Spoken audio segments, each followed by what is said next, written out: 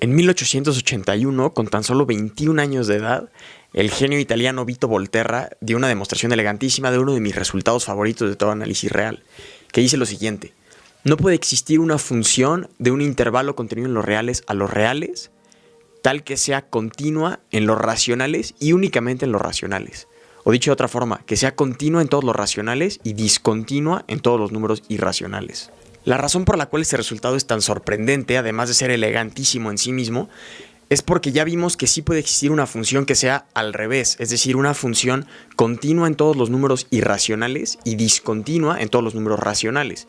Y por lo tanto no es claro por qué no podría existir una función que sea al revés, es decir, que sea continua en todos los números racionales y discontinua en todos los números irracionales. Este resultado normalmente se enuncia como un corolario del teorema de la categoría de Baire. Pero de hecho el teorema de la categoría de Baire aparece por primera vez en 1899 y la prueba que yo voy a mostrar ahorita es de 1881.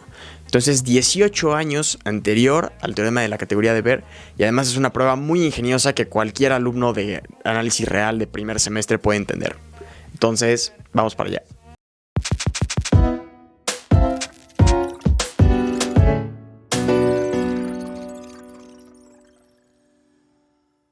Bien, para demostrar este teorema es muy importante que se acuerden de la función de Thomae, que es le puse aquí la gráfica como un recordatorio, que es la función que es continua en todos los números irracionales y discontinua en todos los números racionales. Bien, entonces nosotros queremos demostrar que no existe una función f que sea continua en todos los racionales y discontinua en todos los irracionales, ¿no es cierto?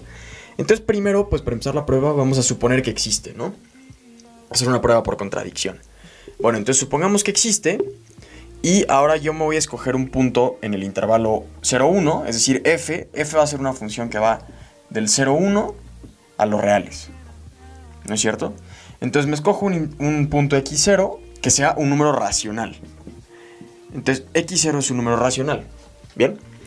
Ahora, como estamos suponiendo que f existe y f es continuo en todos los racionales y discontinuo en todos los irracionales, pues va a existir una vecindad de x0, ¿no? Es decir, aquí digamos que sería x0 más delta, este sería x0 menos delta, tal que sus imágenes bajo la función f, es decir, si aquí está f de x0, pues van a caer en realidad a la distancia que yo quiera, ¿no? Porque ser continua significa que para toda vecindad las imágenes se pegan tanto como yo quiera. Entonces, yo escojo que las imágenes estén a 1/2 de distancia, ¿no? Entonces este va a ser 1/2. Este sería el valor real f de x0 menos 1/2. Y por acá estaría f de x0 más 1/2, ¿no? Entonces, si yo doy una vecindad de 1/2 alrededor de la imagen de f de x0, la continuidad me garantiza que existe una vecindad en el dominio, tal que las imágenes de todos los puntos que están aquí distan menos de la imagen de x0 que 1/2. Como para cualesquier elementos de esta vecindad sus imágenes están a menos de 1/2 de distancia de la imagen de x0, pues yo puedo escoger una vecindad arbitraria contenida en esta, es decir, un intervalo cerrado A1, B1, ¿sí? Y yo tengo la garantía de que las imágenes de todos los puntos de aquí, es decir, de todos los puntos en el intervalo A1, B1, pues también van a distar menos de 1/2 de la imagen de x0, ¿no es cierto? Entonces, entre ellas, o sea, lo que yo estoy diciendo es que para toda x y y en el intervalo A1, B1, me interesa ver cuál es la relación entre sus imágenes. Y pues es claro ver que el valor, o sea, la distancia entre sus imágenes va a ser menor a 1. ¿Y por qué digo que es claro? Pues porque como estas están dentro de la vecindad de radio delta de x0 y todos estos puntos distan menos de la imagen de x0 que 1/2, pues entonces cualesquiera dos puntos que yo me agarre, digamos, por más mal que les vaya, van a caer precisamente en los extremos, que cada una dista 1/2 de la imagen de x0, entonces entre ellas van a distar a lo más 1. Bien, pues hasta ahora no ha pasado nada espectacular, simplemente hemos estado sacando consecuencias de que la función f sea continua en los números racionales, y es momento de meter en el ajo a la función de Thomae, que es la que nos va a hablar de los números irracionales, ¿no es cierto? Entonces, a ver, ¿qué pasa si yo me voy a agarrar un elemento x1 dentro del intervalo abierto? Lo voy a tomar abierto para excluir los extremos. Dentro del abierto A1, B1, pero pues que sea un número irracional. Y ahora todo lo que voy a decir a continuación se va a referir a x1 bajo la función de Tomae, que le voy a poner g de x. Entonces lo que voy a decir se refiere a x1 bajo g. Entonces fíjense, como g es una función continua en los irracionales y x1 es un número irracional, pues entonces de igual manera yo puedo considerar la imagen bajo g de x1, digamos que va a ser un puntito por aquí, g de x1, y la continuidad de g me asegura que va a existir una vecindad tal que para todo real que caiga en esa vecindad, sus imágenes van a distar menos de la imagen de x1 que el número que yo quiera. En particular voy a escoger que un medio, igual que lo hice con la f, ¿no? Y ahora fíjense, yo no tengo control de dónde va a caer esa vecindad. Es decir, esa vecindad en principio se puede salir del intervalo A1B1 que contiene x1. Se podría salir, ¿no es cierto? Pero si se sale, pues yo siempre puedo escoger una vecindad más pequeña que sí esté contenido en el intervalo A1B1 que cumpla esto que estoy diciendo. Porque si una vecindad grande lo cumple, pues una vecindad más pequeña también lo va a cumplir. Entonces, yo puedo considerar una vecindad, le voy a llamar C1D1, tal que para cualesquiera X y Y en esa vecindad, pues sus imágenes bajo G, es decir, G de X menos G de Y, van a distar menos de 1. ¿Sí? Es exactamente el mismo argumento que hice con las X0, pero ahora hablando de la G y de X1. Vale, entonces voy a hacer una pequeña recapitulación de todo porque siento que ha estado un poquito enredado. Entonces, ¿qué tenemos? Tenemos un X0 racional y un X1 irracional, tal que para cualesquiera dos elementos en el intervalo A1B1, sus imágenes bajo F distan menos que 1, y para cualesquiera dos elementos en el intervalo C1D1 que está contenido en el A1B1, sus imágenes bajo G distan menos de 1, donde G es la función de Tomae y F es la función que estamos suponiendo que existe, ¿no es cierto? Y ahora noten algo interesante. Como el intervalo C1D1 está contenido en el intervalo A1B1, pues entonces todos los elementos que estén en el intervalo C1D1 también van a cumplir las condiciones que cumplen los elementos que están en el intervalo A1B1, porque este intervalo está contenido en este. Entonces de estas dos proposiciones, yo voy a sacar esta tercera, que dice que para cualesquiera dos elementos en el intervalo C1D1, por estar contenidos en el A1B1, no solo cumplen esto, sino también cumplen esto de arriba. Es decir, que sus imágenes bajo F distan menos que 1 y que sus imágenes bajo G también distan menos que 1.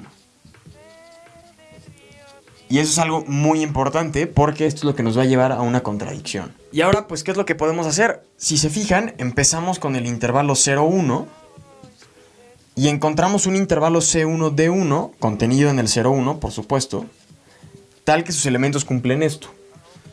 Pero yo puedo ahora agarrarme como si fuera mi intervalo 0,1, pues el intervalo C1D1 y repetir el argumento. Y entonces, ¿a qué voy a llegar? Pues voy a llegar a que para cualesquiera elementos en mi nuevo intervalo C1D1, que le voy a llamar C2D2, que así como C1D1 estaba contenido en el 0,1, pues C2D2 va a estar contenido en el C1D1, ¿no es cierto? Pues pasa que sus imágenes distan menos que... ¿Qué pasó aquí? Pues si se fijan, yo escogí, por la continuidad de la F y por la continuidad de la G, yo pude escoger números arbitrarios, entonces escogí un medio para que esta diferencia fuera menos que el doble de un medio, es decir, que 1. Pero ahora para C2D2, pues yo puedo escoger un cuarto, para que sus imágenes disten menos que el doble de un cuarto, o sea, un medio.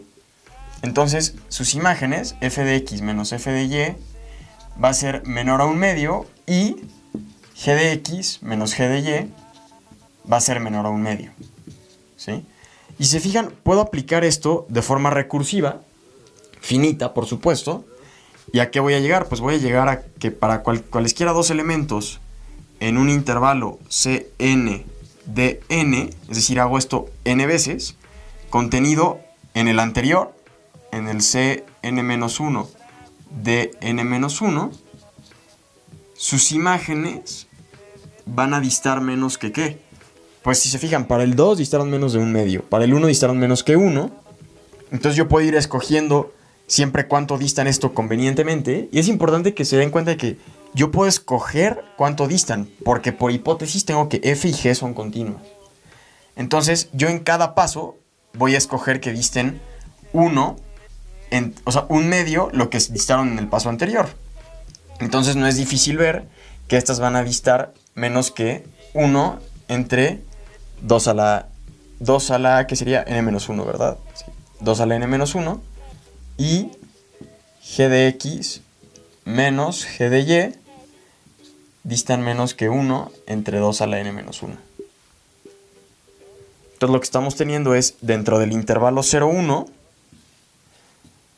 n intervalos anidados, ¿no? Tengo aquí mi intervalo C1, D1, tengo aquí un C2, D2 contenido en él, y así me voy, y este que dibujé aquí, el CN-DN, va a ser un intervalo de este estilo, CN-DN. Todo metido en el 0, 1. Y bueno, seguramente muchos de ustedes ya estarán viendo dónde está la contradicción en esto, porque si se dan cuenta estoy haciendo una sucesión de intervalos, cada uno contenido en el anterior. Entonces, ¿qué puedo hacer? Pues por completez de los reales, yo sé que si me tomo la intersección de todos ellos, es decir, de n igual a 1 infinito, de mis intervalos cn de n, esta intersección va a ser distinta del vacío, ¿sí? Esto es por principio de completez de los reales. Es decir, lo que estoy diciendo es que cuando yo tomo la intersección de todos estos intervalitos que se van cerrando cada vez más, pues aquí va a haber alguien, ¿no? Entonces yo voy a decir, bueno, pues sea z en este conjunto, que ya sé que es distinto del vacío, entonces yo sé que z existe, y por lo tanto lo puedo escoger.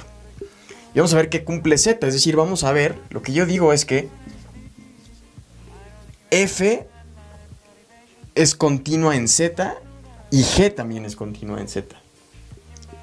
Y vamos a ver por qué. Pues para ver que una función es continua, pues primero tengo que dar una epsilon y ver que una vecindad cumple la definición de la continuidad, ¿no? Entonces, digamos, yo digo pues sea epsilon positiva, y ahora quiero ver que existe una vecindad de mi intervalo z, tales que sus imágenes distan menos que la epsilon dada, ¿no es cierto?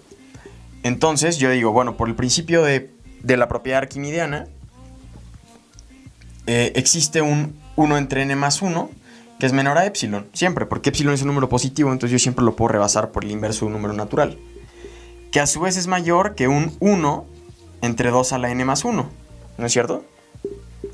Entonces fíjense, ¿qué pasa?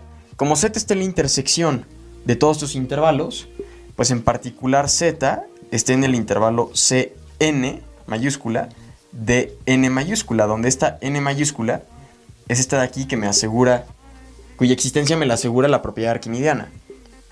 Entonces, como z está en este intervalo, pues ¿qué cumple? Que sus imágenes, es decir, que para cualesquiera dos números en este intervalo cumplen esto, entonces las imágenes de cualquier x menos la imagen de z va a distar menos que 1 entre 2 a la n más 1 menos 1. Entonces sería 1 entre 2 a la n. Y lo mismo para g, ¿no es cierto? Menos, menos g de z, perdónenme. Va a distar menos que 1 entre 2 a la n. Que por lo que estoy diciendo aquí, todos estos son menores que epsilon. Entonces, ¿eso qué me está diciendo? Eso es la definición de continuidad. Es decir, dada una epsilon, yo pude encontrar una vecindad de z tal que las imágenes de todo punto de esa vecindad distan menos que la imagen de z que la epsilon dada. Entonces, f es continua en z y g es continua en z. ¿Pero eso qué significa? Recuerden, f ¿qué era? F, lo voy a poner acá. F es la función que es continua solo en los números racionales. ¿Sí? Entonces, f es continua solo en los números racionales. Y g es continua solo en los números irracionales. Y como f es continua en z y g es continua en z, entonces estoy diciendo que z es un número racional y que z es un número irracional. Lo cual es una contradicción.